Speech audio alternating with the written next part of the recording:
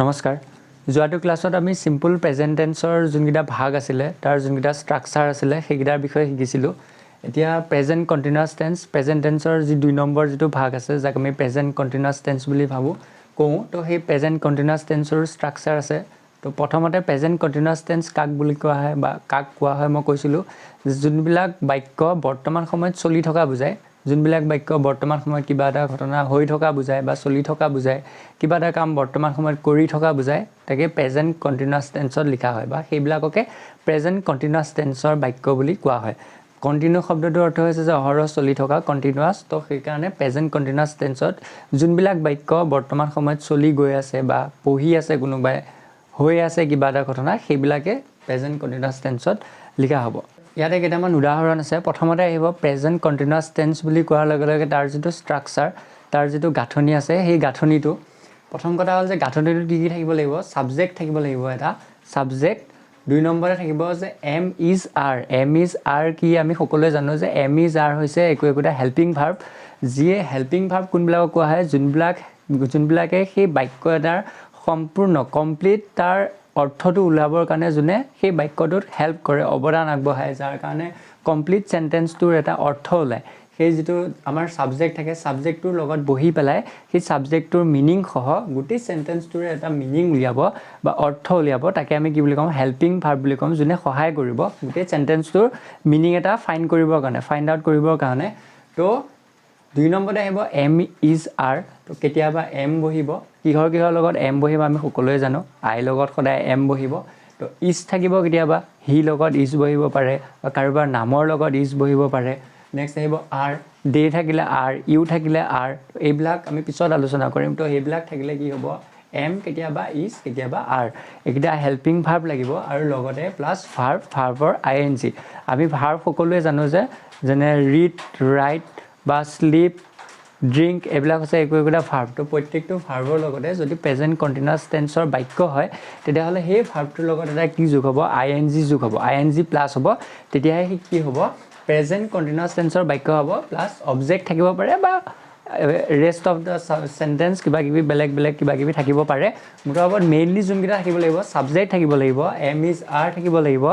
M নহলে is নহলে R থাকিব লাগিব প্লাস ভাৰ্বৰ লগত আইএনজি এটা থাকিব লাগিব আৰু লগতে প্লাস অবজেক্ট নহলে বাকি সেন্টেন্সৰ বেলেগ কিছুমান ভাগ তো মেইনলি এইকিটা subject plus am is are plus ভাৰ্বৰ আইএনজি প্লাস অবজেক্ট এটো স্ট্ৰাকচাৰ ফলো কৰিলে এটো প্ৰেজেন্ট কন্টিনিউয়াস টেন্সৰ বাক্য বুলি কোৱা হ'ব এতিয়া কেইটামান ইয়াতে উদাহৰণ দিয়া হৈছে প্ৰথম উদাহৰণটো হৈছে যে I am reading a newspaper তো I am reading a newspaper মানে হৈছে যে মই এখন নিউজপেপাৰ মই এখন বাতৰি কাকত পঢ়ি আছো আই লগত কি হৈছে এম হৈছে মই কৈছিলো যে আই লগত সদায় কি বহিব এম বহিব গতিকে আই লগত কি বহিছে এম ৰিড হৈছে ভাৰ্ব ৰিড মানে হৈছে পঢ়া তো সেই ৰিডৰ লগত কি বহিছে আইএনজি কি কাৰণে বহিছে কাৰণ প্ৰেজেন্ট কন্টিনিউয়াস টেন্সৰ মতে কি হ'ব লাগিব যেটো ভাৰ্ব থাকিব লাগিব ভাৰ্বটোত আইএনজি থাকিব লাগিব আৰু 2 নম্বৰত কি আছে এটা অবজেক্ট আছে এ নিউজপেপাৰ এখন বাতৰি কাকত পঢ়ি আছে বা মই এখন বাতৰি কাকত পঢ়ি আছো তো এইটোত কি হৈছে প্ৰথম আইটো হৈছে এটা সাবজেক্ট প্ৰথম সাবজেক্ট আহিছে আই লগত এম বহিছে হেল্পিং ভাৰ্ব এম আহিছে তাৰপিছত ৰিডটো হৈছে ভাৰ্বৰ লগত আইএনজি আহিছে আৰু এ নিউজপেপাৰটো হৈছে এটা অবজেক্ট তো total I am reading a নিউজপেপাৰত subject plus am is R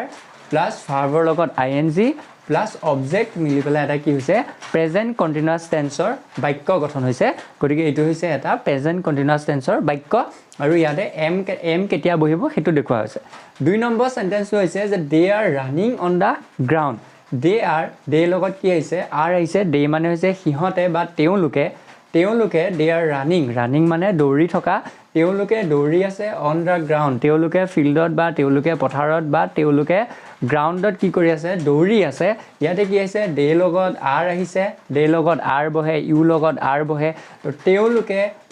run মানে হৈছে দৌৰা তো দৌৰা লগত কি আহিছে ৰানৰ লগত ৰানিং হৈছে আইএনজি যোগ হৈছে কি কাৰণে আইএনজি যোগ হৈছে কাৰণ প্ৰেজেন্ট কন্টিনিউয়াস টেন্সৰ বাক্য আৰু তাৰ পিছত আহিছে অন দা গ্ৰাউণ্ড অবজেক্ট তো ফিল্ডৰ ওপৰত বা ফিল্ডত তেওঁলোকে কি কৰি আছে দৌৰি আছে এটো হৈছে এটা প্ৰেজেন্ট কন্টিনিউয়াস টেন্সৰ বাক্য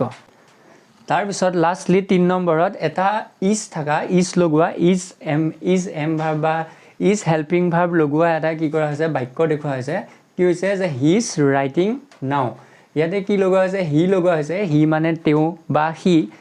বা তেওঁ কি কৰি আছে হি ইজ ৰাইটিং তেওঁ লিখি আছে ৰাইট মানে হৈছে লিখা তো ৰাইটৰ লগত আইএনজি লগ হৈ পেলাই কি হৈছে ৰাইটিং হৈছে কি কাৰণে ৰাইটিং হৈছে কাৰণ প্ৰেজেণ্ট কণ্টিনিউয়াছ টেন্সৰ মতে ভাৰ্বৰ লগত সদায় কি হ'ব লাগিব এটা আইএনজি যোগ হ'ব লাগিব প্ৰত্যেকটো ভাৰ্বতে এটা আইএনজি যোগ হ'ব লাগিব সেইকাৰণে ৰাইটটো হৈছে এই বাক্যটোত এটা ভাৰ্ব সেই ভাৰ্বটোৰ লগত এটা আইএনজি যোগ হৈ পেলাই ৰাইটিং হৈছে আৰু ইয়াতে এটা নাও লগোৱা হৈছে নাও মানে এতিয়া